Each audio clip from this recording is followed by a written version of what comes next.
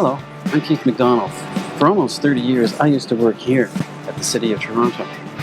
I did tours of duty with public health, special events, strategic communications, the City Clerk's Office, and information and technology, ultimately as the Open Data lead for the Open Data Initiative. And then I left the city, and now I'm just a citizen at large. 2019 Progress Report on Open Data Strategic Plan. Richard Pietro, is Richard Pietro here? Bueller. No? Bueller. Keith McDonald? Bueller. No? Bueller. Gabe Sodney? Bueller. No? Bueller. Mark Richardson? Bueller. No. Bueller. Certain level of efficiency doing this late at night. Well, there we go. As one of the deputies or deputants or person who was going to depose, here we are at around 10:30 at night, and names being called, and I'm not there. I kind of feel like I was invited to the prom and I was stood up, because we were actually advised that the item would be held until the following day. So after a very long day, the people that were named there, including myself, just weren't there to actually do the deposition. So it was interesting times, you might say. So welcome to the vlog. I am Keith McDonald, and this one's got a lot of layers to it. I thought originally I would do number 2 here, edition number 2, as the deposition that I wasn't able to give. But I've decided I'm just going to talk a bit about the deposition process and then quickly flip into what actually happened with the item that we were going to talk about. Because in particular, it's very interesting that, we were ready to speak, but the way things rolled out, we weren't able to. So stay with and get some comments from me on what I thought around all this. I think the interesting thing is they were well aware that the agenda was as full as it was. And in fact, the last time the open data item came to the executive committee, it was also a full agenda. And the people that deposed at that time had to wait as well. Not quite as long as what happened last night. Because I was still working for the city at the time, by the way, when that came forward in May, I felt that I couldn't depose. It's a very complicated process if you're an employee and you want to depose. Nonetheless, I digress. So, I would say a difference between the police board deposition, which was what blog number 1 was about. This one, you don't have to actually submit what it is you're going to say, but you do put your name on a list. So both groups knew how many people were going to speak, and in fact the item for the police board on open data was coming back, and they were also going to talk about carding at the second meeting. This is a follow-up meeting. So the chair just said, you know what, we're going to defer this item, this item, this item, because we know it's going to go long. So we were advised in plenty of time on a follow-up meeting that it wasn't going to be the date that they had originally selected. I'm just wondering why that didn't happen with this meeting, and in fact the executive committees, it looks like traditionally run long. I'm not sure why their default position isn't over 2 days, and if in fact the agenda looks shorter, they wouldn't have to go into the second day, but perhaps it could be better managed in that sense, and I don't know who you talk to about that exactly.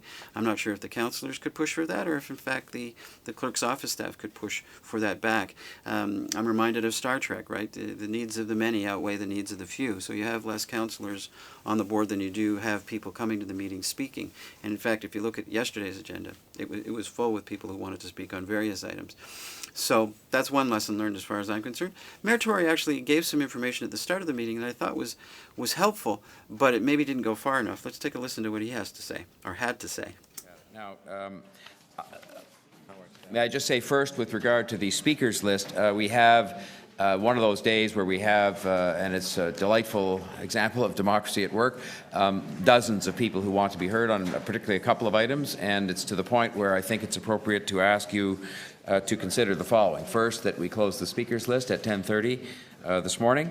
And second, I would ask for a motion that we reduce speaking and questioning times for members of the public and members of council and members of the committee to 3 minutes for all items today, and that is moved by Councillor Pasternak. All those in favour? Mr. Mayor, and also questioning time as well? It's everything. Yes, speaking, questioning time, and deputations, 3 minutes for all items for all people.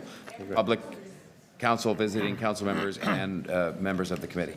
All those in favour? Opposed? Carried. So that's cool. You get a sense of the time that you have, and it's for everybody. It was equitable in that sense. It wasn't just to the people who wanted to pose, and Councillor could go on for a lot longer. It was for the most part actually went that way. However, there were some overtimes and discussions back and forth, especially between the councillors themselves. One of the things I'd like to do in the future actually is do a play-by-play coverage similar to hockey, golf, or football of these kinds of things, because there were visitors, councillors not on the committee who were attending. Whole other thing. Another thing that the mayor talked about as chair was accommodating someone who was coming from Wheel-Trans, and I don't think anybody would begrudge that kind of accommodation. I would like to see the accommodations enlarged somehow, but let's take a look at what he had to say about that first. My intention, with your concurrence, to perhaps just before lunch, we have a person coming to make a deputation on the one item that I'm going to be excluding myself on, but nonetheless, it's somebody coming on Wheel-Trans to make the deputation, and we're going to try to fit that in maybe just before lunch so that that person, obviously, they have a schedule to have to deal with on the Wheel-Trans.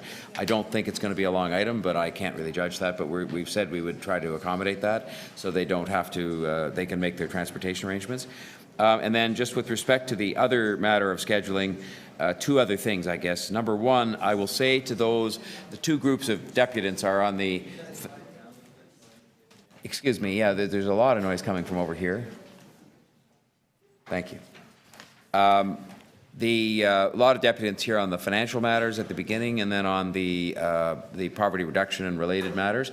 And the financial matters will be dealt with first, and will probably take all of the morning and maybe even some of the afternoon. So I'm just mentioning to those who are here on the poverty reduction strategy that we won't get to that item and hear deputations until probably early to mid-afternoon. So I'm saying that only as a courtesy, that if you had something else you wanted to do, that you could feel free to do so and not miss the item.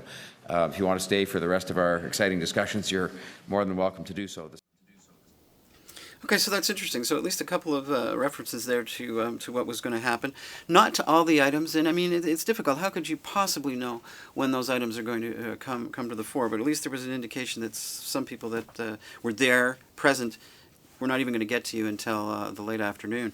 I think what's worth thinking about here is there another way you could deal with this process, perhaps? And I'm reminded of some consideration that was given to parking tags. And if you go and have a parking ticket and you need to pay, there's a ticket number. And this is true of almost any counter that you go to now.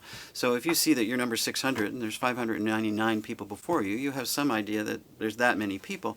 But it was an app that wanted to be created that would tie into the system so that you could see those numbers changing. So as they're calling the number 1, 2, 3, you're actually able to see on your mobile device what number they're at, so that you could be wherever you are and know that as you're getting close to 600, you better get back there if you want to keep your number.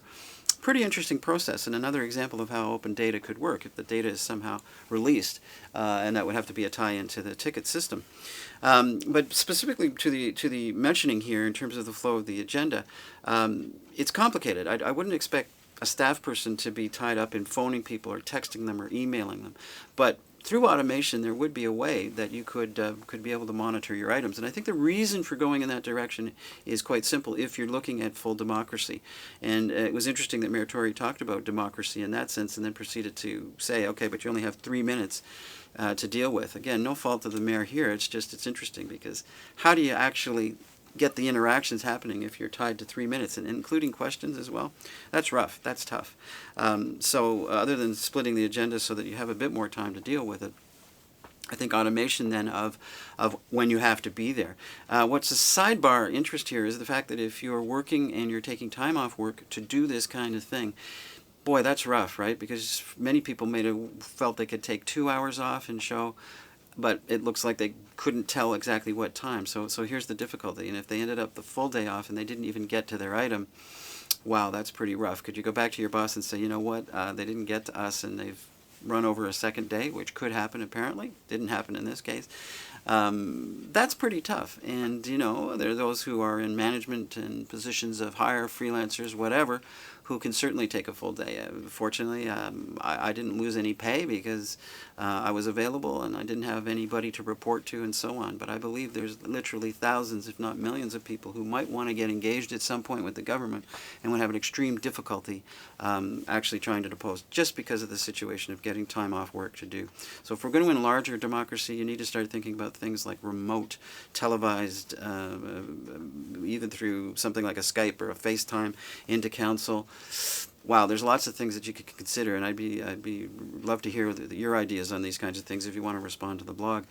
And it occurs to me that to get into actually what happened then on the item may actually make this particular vlog go a bit longer, so I'm going to part 3 it and then talk about the actual item, the open data item. So there you go. To recap, as a person who wanted to depose, it was somewhat disconcerting, first of all, to be called and not be there. Second of all, knowing that that might happen. When should I be there? I want to lead a productive life as well, so I didn't really want to just sit on a chair and stay for the whole meeting. But I suppose the bottom line learning, if nothing changes here in the process, you snooze, you lose. You're going to have to be there and stay until your item is called. And, if you're in the washroom or grabbing a coffee or something like that, you got to be watching the proceedings, I suppose, which are, of course, broadcast on YouTube now, so you could at least be watching. And that's where I was last night, shortly after 10 o'clock, when they announced the open data item. The only difficulty there is I was about 45 to 50 minutes away, and I had no means of connecting back. Guess you get the general idea. Very interesting to learn that, because working as a city employee, you're not really aware of that side of the coin, I guess, unless you're specifically in the area and hearing the feedback or perhaps the blowback from people who want to depose. Anyhow, we'll see you in part 3, and we'll actually talk about the open data item itself. Bye for now.